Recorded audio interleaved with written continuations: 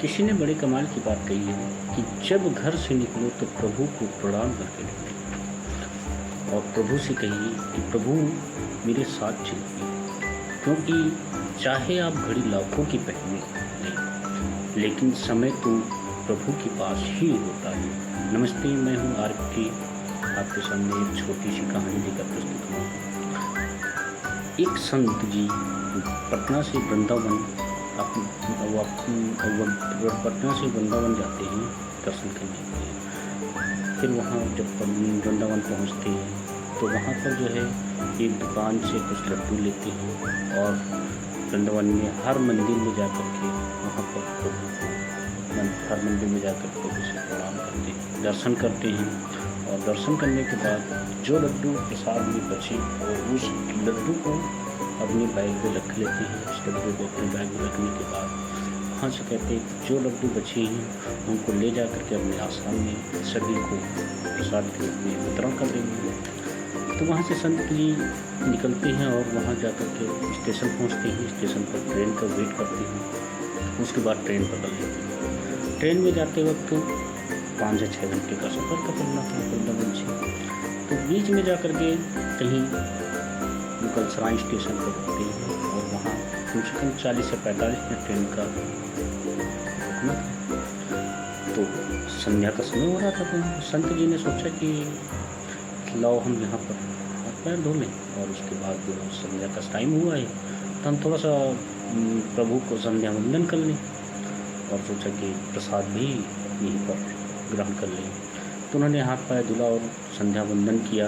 उसके बाद अपना वही डब्बा अपने बैग से निकालने के बाद वो उस डब्बे से में जब खोला तो उसमें देखा कि उस लड्डू में चींटियाँ लगी हुई थी। तो चींटियों को साफ़ कर दिया। साफ़ करने के बाद वो लड्डू को संत जी अपना ग्रहण किए। उसके बाद डब्बे को बंद किया कि चलिए अब इतने लड्डू बचे हैं, इनको लेकर के अपने आश्रम पहुँचेंगे तो वहाँ सभी को एक एक लड्डू वितरण कर दिया जाएगा। तो उन्होंने सोचते ट्रेन का वेट किया और जा कर के ट्रेन में बैठ गए।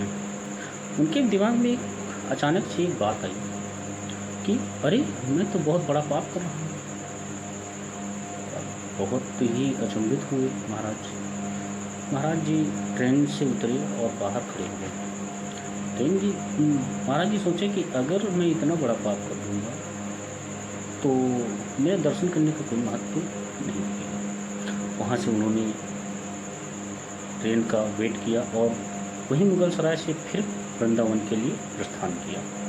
जब वृंदावन पहुँचे वहाँ उसी दुकान पर गए और उसी दुकान पर जाने के बाद वो डब्बा लिया, डब्बा खोला और कहा कि महाराज भाई साहब, आपने इस डब्बे में देखी इस लड्डू में कितनी चींटियाँ हैं। तो दुकानदार कहा महाराज वो लड्डू मुझे दे दीजिए, मैं आपको जो है दूसरा जो है लड्डू पैक करके आपको दे देंगे। तो कहा नहीं, महाराज ने कहा नहीं, मैंने आपके लड्डू खाए बहुत स्वादिष्ट थे, आपकी गलती नहीं है।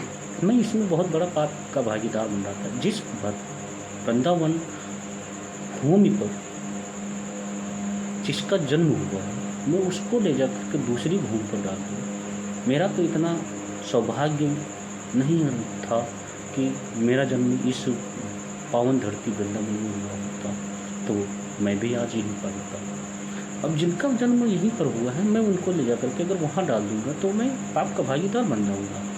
अब वहाँ डाल देता तो ये पता नहीं कब तक यहाँ वृंदावन पहुँचते ना पहुँचते।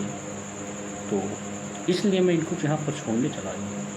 दुकानदार हाथ जोड़ करके संत जी को प्रणाम किया और कहा महाराज आपने इतना बड़ी सोच। और तो कहा कि ये इनको अपनी दुकान में वही विश्राम दीजिए जहाँ से मुझे दिया था। फिर दुकानदार ने लड्डुओं को दिया और महाराज को दूसरे लड्डू दिया। तो इस कहानी से मुझे सीख मिलती है कि किसी के प्रति अगर हम कोई ऐसी भावना रखेंगे तो कहीं पर भी भगवान श्री राम या प्रभु की लीला पार होती है। तो आप लोग जो है सभी को उसी तरह मानिए जैसे कि हम फिर आज की कहानी यहीं तक, बाकी दूसरी कहानी में फिर मिलते हैं। नमस्कार।